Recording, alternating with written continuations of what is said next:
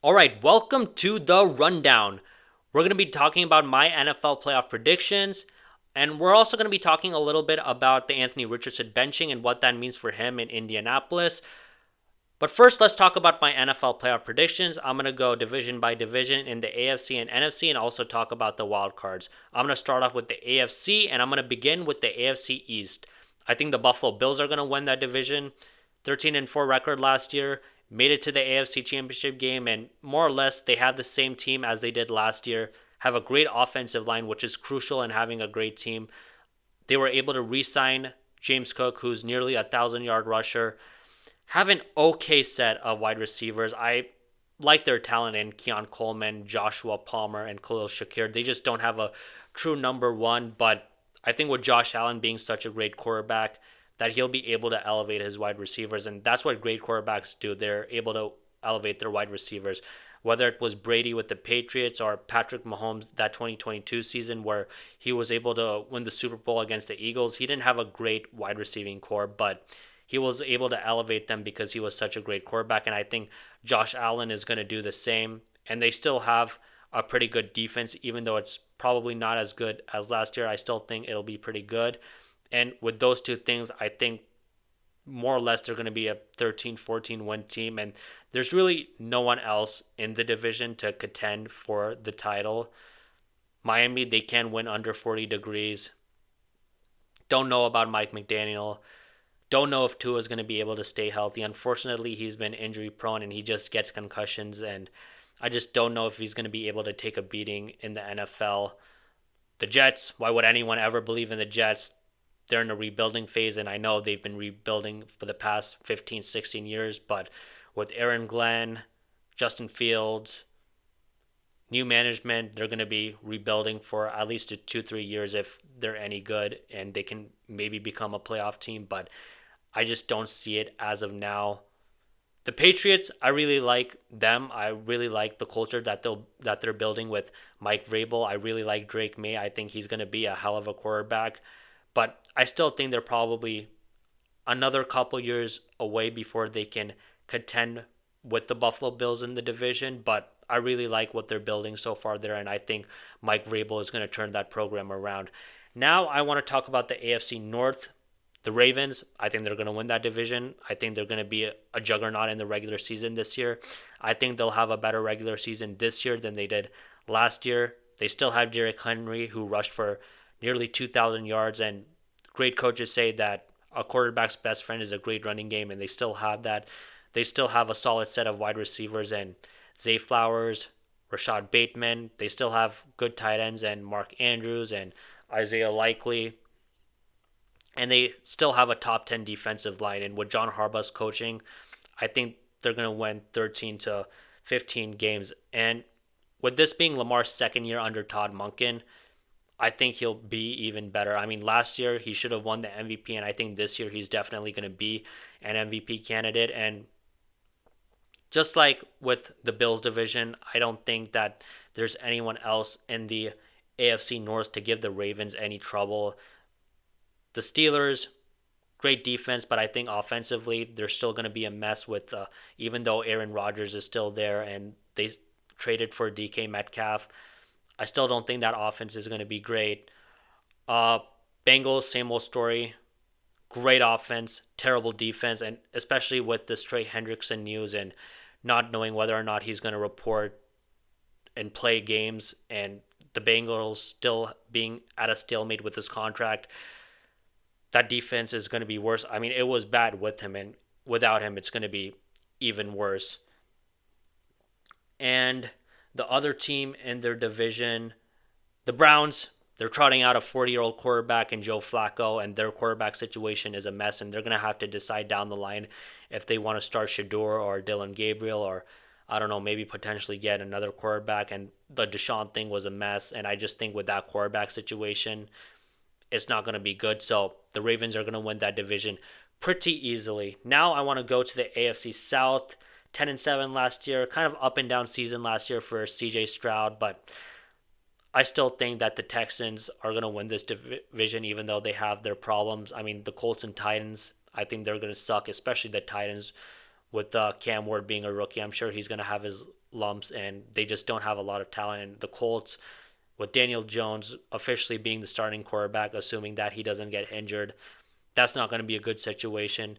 I really wanted to say that the Jaguars would win this division, but I can't go there yet. Their defense was god awful last year. Trevor Lawrence still hasn't been able to figure it out.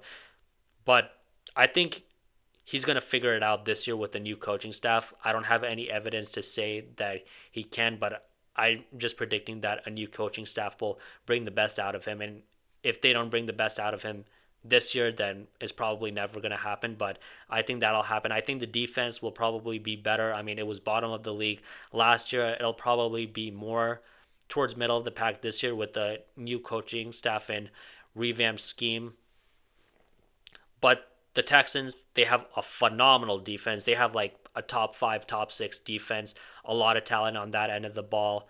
They still have good receivers and Nico Collins, Christian Kirk. Sucks Tank Dell isn't going to be there, but if he was there, that would have definitely helped their receiving core.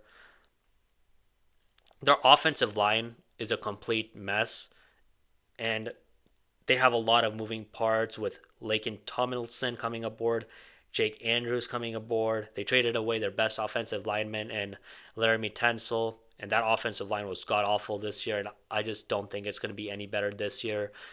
And CJ Stroud struggled last year mainly because of the offensive line issues. And even though the offensive line is a mess because of the great defense and solid set of wide receivers, I still think the Texans are going to be able to win 10, 11 games. And with D'Amico Ryan being a good coach, I think that'll definitely help. So I got the Texans winning this division. The Jaguars can maybe contend for that with them. I wouldn't be surprised if they won it, but as of now, I'm going to go with Houston. And for the AFC West, I'm going to go with the Chiefs. As long as you surround Patrick Mahomes with good talent, I think he's always going to win that division. It's kind of like LeBron in the East. If you put a good cast around LeBron, he's just going to make the NBA Finals. And I kind of feel that way about Patrick Mahomes, where if you surround him with good talent, he's just always going to win the division because he's the best quarterback in football. Offensive line, they were sort of able to fix some issues. They drafted Josh Simmons to fix their left tackle issues. Sucks they had to trade away Joe Thuney, but I think it'll be better than it was last season because the left tackle issues were a major problem last year. And they still have a great defense, and with Steve Spagnuolo coaching that side of the ball, I think that defense is always going to be pretty good as long as you have good talent. The receivers, they didn't have any receiving talent either. Rashee Rice got injured. Hollywood Brown wasn't available for the most part. They had to bring in DeAndre Hopkins, but Rashee Rice, it looks like he's going to be back this year. It'll be interesting to see how long he gets suspended for, but he'll be back. Hollywood Brown is back. Xavier Worthy should be better going into his second year, and Travis Kelce, the tight end, he's still going to be a problem even though he's declined a little bit. The division is going to be harder this year than it was in previous years, and I'll get into that, but I still got the Chiefs winning this division because it's Patrick Mahomes. Now I'm going to go with my wild cards. For the 5th seed, I'm going with the Denver Broncos. Amazing offensive line and defense. Bo Nix, it's going to be his second year under Sean Payton, and I think with that continuity, that should definitely help. Diana Rossini talked about how it was tough for Bo Nix, even though he played phenomenal last year, for him just understanding the system and understand why they were running the plays they were running. But now he's starting to get in, and I think Bo Nix is definitely going to level up his game. Receiving core is okay, but I think with them having an amazing offensive line defense, they should be okay. They got J.K. Dobbins in free agency. I think they'll probably be a 12, 13-win team. Might sound like a lot, but I think they can definitely do it. 6th seed, I'm going Chargers, 11-6 last year. Jim Harbaugh has turned that program around. I'm really interested to see how the Rashawn Slater injury is going to affect their offensive line because Joe Alt apparently is going to have to move from right tackle to left tackle. And I'm interested to see how greatly that's going to affect them and if they're going to be able to run the ball with Najee Harris at the same level. Justin Herbert, he's still awesome. Even though he hasn't performed well in the playoffs, he's still an amazing regular season quarterback. they don't have great weapons, but they didn't have great weapons last year. And the only guy that they had who was a major threat was Lad McConkey. I'm glad they were able to re-sign Keenan Allen. I think he's going to be solid. I think he's going to be a 48 to 60 catches guy, and he's going to be a steadying presence in that receiving core. So I got them winning around 11 games. And for the 7th seed, I didn't want to do it, but I think I have to do it. I'm predicting that the Pittsburgh Steelers are going to win. They always just win 9-10 games no matter who's at quarterback. And even though they have an old Aaron Rodgers, Mike Tomlin is still a hell of a coach, and he can just get the best out of a group, especially with the defense. And I think with him being the coach, they're going to win 9-10 games. Even though Aaron Rodgers is old, I think he'll be a more stabilizing presence than Russell Wilson was and Justin Fields was. And I think Aaron Rodgers is a guy that can sit back in the pocket and just get the ball out of his hands quick. And he's gonna need to be able to do that. And just Russ and Justin Fields weren't able to do that. Hopefully they can figure out the Cam Hayward situation. If they can get that figured out, I think they'll make the playoffs. But I think that they'll be able to figure out the Cam Hayward situation. So those are my teams and the AFC. Now let's shift over to the NFC, and in the NFC East, I got the Philadelphia Eagles. I know, another shocker. Defending Super Bowl champions, kept the roster intact. They still got Saquon Barkley, like I talked about before with the Ravens. Great running back, is a quarterback's best friend, and especially with Jalen Hurts not being a great thrower of the football, he needs a guy like Saquon Barkley. They still have a great offensive line, still have great wide receivers and A.J. Brown and Devontae Smith, and that defense is intact for the most part. Only team that's going to really be able to challenge them, assuming that they re-sign Terry McLaurin, is the Commanders. Cowboys and Giants, I have no hope for them. Giants may be able to get some surprise wins here and there because they have a great defensive line, but I just don't think Russ is going to be all that great with them. And I think midseason they're probably going to go with Jackson Dart, so that quarterback situation is probably going to be chaotic. And the Cowboys, I just don't believe in them. I just don't think their defense is going to be that good, especially with them having the Micah Parsons situation, and I don't know if they're going to get that resolved. I know they've resolved situations like that in the past, but I just don't know if that's going to happen this time around. So I got Philadelphia winning the division. Pretty straightforward. Now the NFC North, this is kind of going to be a surprise. I got the Green Bay Packers winning that division. Detroit losing both of their coordinators, that concerns me. Ben Johnson was just a big part of Detroit and turning that offense around. Aaron Glenn was also a hell of a defensive coordinator, and when you lose both coordinators, it can be tough, especially with the coach like Dan Campbell that doesn't call either side of the ball like so many other coaches do, whether it's Kyle Shanahan, Sean McVay, or Andy Reid. He doesn't do that, and it'll be interesting to see how losing both coordinators impacts them. I still think Detroit is going to be good, but because of that, I just have Green Bay winning the division. And last year, Jordan Love got injured in the first game. This time around, hopefully, he'll be more healthier. Solid offensive line. They have pretty good wide receivers and bursting talent in Dobbs, Matthew Golden, Reed. Christian Watson would have elevated that wide receiving core, but he got hurt, unfortunately. And I just think with Jordan Love and Matt LaFleur, there'll be an explosive offense, and Love will have a Pro Bowl level type season. Minnesota, they have a lot of talent, but I'm just not sure about J.J. McCarthy and how good he'll be. There's reports coming out of training camps that, he's still trying to figure things out. And I just think with him being a rookie quarterback, I know technically it's his second year, but he didn't play all of last year. So he's kind of a rookie in him figuring out the NFL system. I don't think he's going to be like a Jaden Daniels where he's going to be good right out the gate. I think that Minnesota is probably going to struggle a bit. Chicago, I've talked about them a lot before. I really like Ben Johnson. I think Caleb is going to be good, but I still think they're probably another year away with Caleb trying to figure out how to run Ben Johnson's system. So I got Green Bay winning that division. NFC South, Tampa Bay, if you just eliminated the Panthers and Saints, they're absolutely going to suck. Let's get out the way. Falcons, I'm interested to see how they do with Michael Penix. He certainly showed a lot of potential last year, and the Falcons showed a lot of potential last year before Kirk Cousins kind of started declining mid-season. They have a lot of talent on the offensive side of the ball, and Raheem Morris is a good defensive coach. But I think with Michael Penix, I still think they're probably another year away before they can contend with Tampa Bay, assuming that Michael Penix is a good quarterback. On Tampa Bay, we'll see if Chris Godwin's comes back. Defense not the greatest, but with the division being so god awful, they'll win it. They have a good offensive line.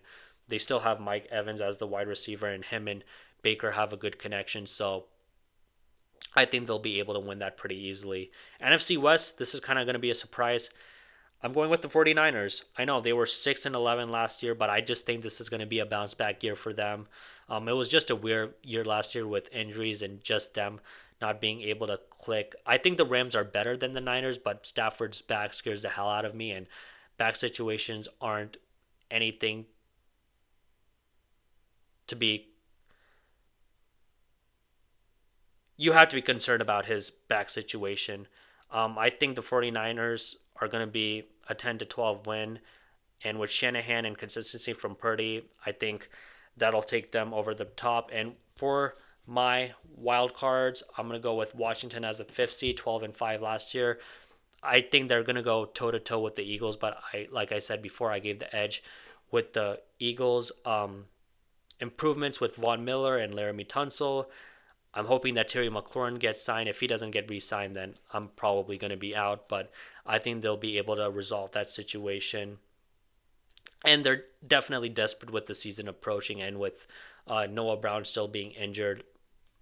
I think that they'll come to a conclusion and sign Terry McLaurin. Detroit, even with the two coordinators being gone, they're still a very talented team. Still got great receiving talent with Amon-Ra St. Brown, Jameson Williams, and with their running backs and Gibbs and Montgomery. Offensive line, it won't be as good this year as it was last year. Last year they were phenomenal. This year they won't be like that, especially with them losing Frank Ragnow and Kevin Zeitler, but it'll be fine. Defense is definitely going to be much better because last year almost the entire defense died, and they were on second and third string guys and even fourth string dudes in some positions. But with the defense being healthier, Detroit is definitely going to be a playoff team. I'm just concerned about the two coordinators. This is probably hard over mine, but I'm going with Seattle. Matthew Stafford's back situation scares me. We improved our offensive line. I really like Sam Darnold with Clint Kubiak. I think we're going to be an explosive offense with Darnold, Jackson Smith and Jigba, Cooper Kupp. It's got solid tight ends. I think the defense under Mike McDaniel is going to be better.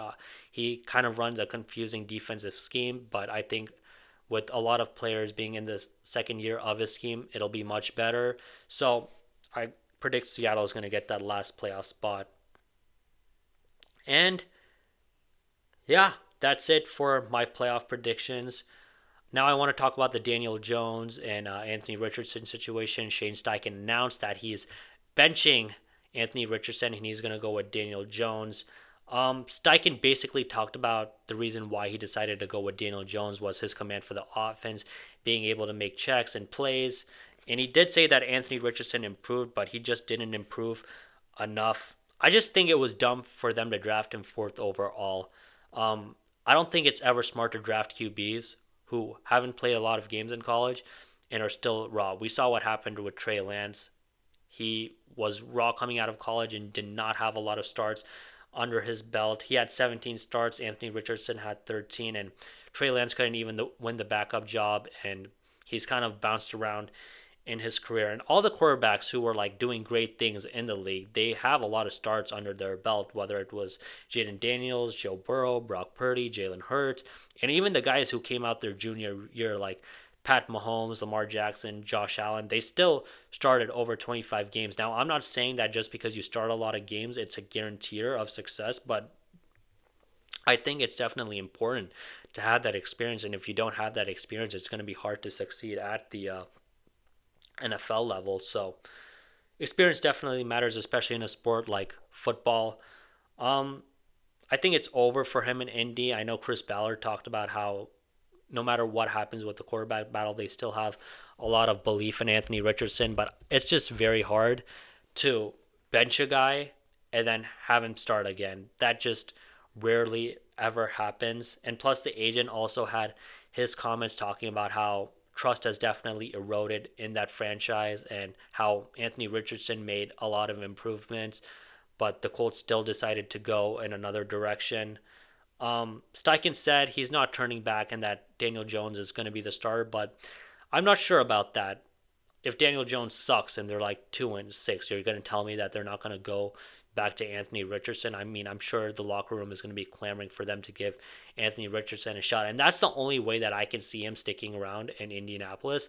If for some reason Daniel Jones sucks or he gets injured and he's able to show potential, then he can stick around in Indy. But if that doesn't happen, then he's definitely going to get out the door and they're going to have to trade him somewhere. I don't think they're going to pick up his fifth-year option. So with that also being on the table, I'm sure that an NFL team will absolutely take a flyer on him because he's kind of going to be cheap.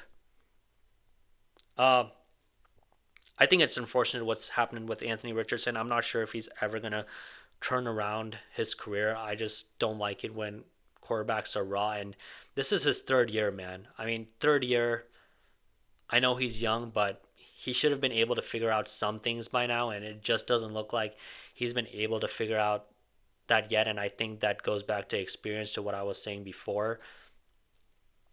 And third year is when you should start figuring things out, and that's the most crucial year. Colin Cowherd talks about how in this era, by Thanksgiving in your second year, you need to show something, and I agree with him. With all the reps quarterbacks have these days, you need to show something in your second year, and he just hasn't been able to show anything so far. There just haven't been any signs whatsoever. I mean, the man had 8 touchdowns last year and 12 interceptions, and he completed below 60%, and they just can't run an offense with him.